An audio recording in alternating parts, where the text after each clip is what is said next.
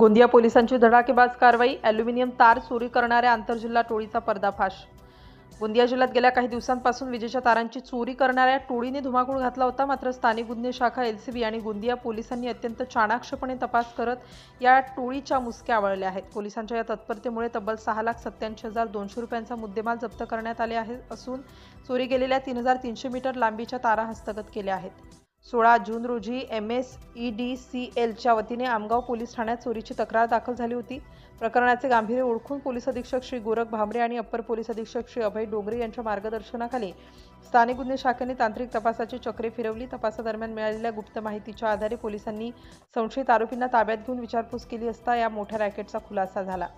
आमगाव, रामनगर आणि गोंदिया ग्रामीण भागातून चोरी झालेली लाखो रुपयांचे ॲल्युमिनियम तार, चोरीसाठी वापरण्यात आलेले टाटा झेनॉन पिकअप वाहन किंमत 2.70 लाख रुपये, गुन्ह्यात सहभागी असलेले मुख्य आरोपी आणि चोरीचा माल विकत घेणारे भंगार व्यावसायिक.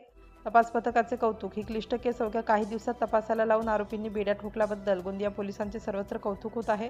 या कारवाईत गोंदिया स्थानिक गुन्हे शाखेचे पोलीस निरीक्षक श्री रेवचंद सिंगनजुडे आणि त्यांच्या पथकातील अंमलदारांनी अत्यंत धाडसी भूमिका बजावली.